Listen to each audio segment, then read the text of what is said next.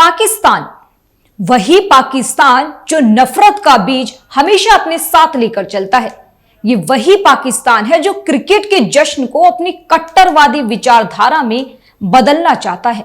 Cricket को वैसे तो खेल का जश्न कहा जाता है, लेकिन पाकिस्तान के लिए खेल नहीं बल्कि अपनी सोच और अपनी पहचान का आईना है। और यही आईना अब दुनिया के सामने एक बार फिर बेनकाब हुआ। नमस्कार, आप देख रहे हैं न्यूज वॉच इंडिया। मैं आपके साथ रूपाली शर्मा। साहिबजादा नाम के एक खिलाड़ी ने जब 50 पूरा किया तो बल्ला हवा में लहराया। तस्वीर देखिए, उसके बल्ले से निकलने वाली तस्वीर क्या थी।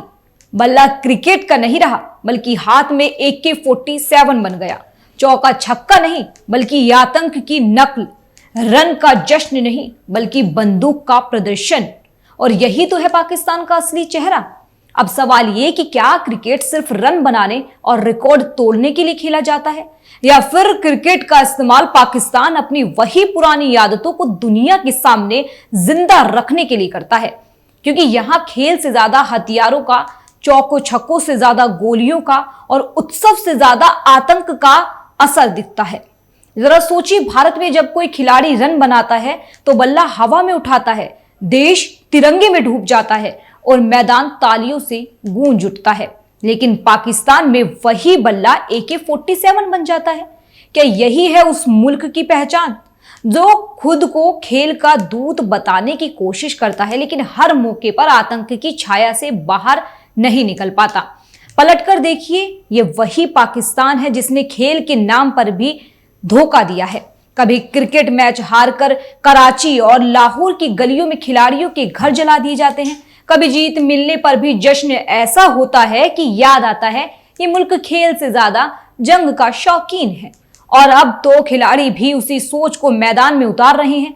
साहिबजादा का बल्ला AK-47 बनते ही भारत समेत पूरी दुनिया को पहलगाम याद आ गया, जहां कभी गोलियों की तड़तड़ाहट और बारूद की गंध ने वादियों को खून से लाल कर दिया था।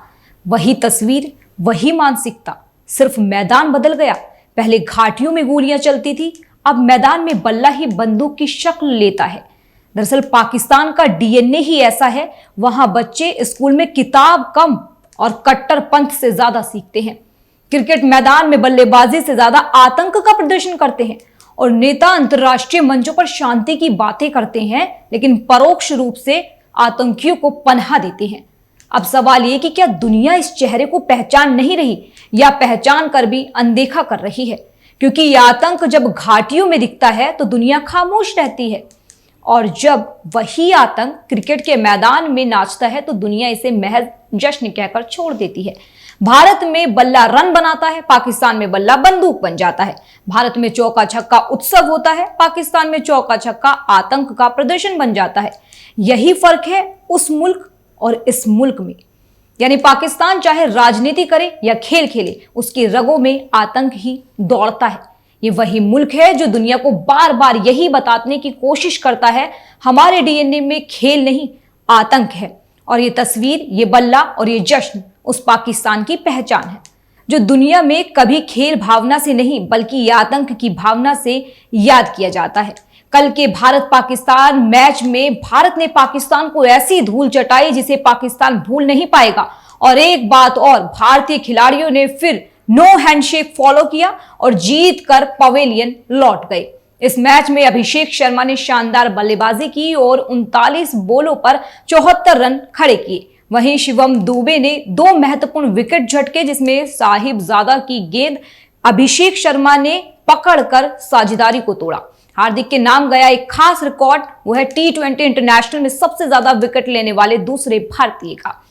कुल मिलाकर इंडियन टीम ने सर्वश्रेष्ठ प्रदर्शन किया तो पाकिस्तान ने मुंह की खाकर भी आतंकवाद वाला रवैया नहीं छोड़ा।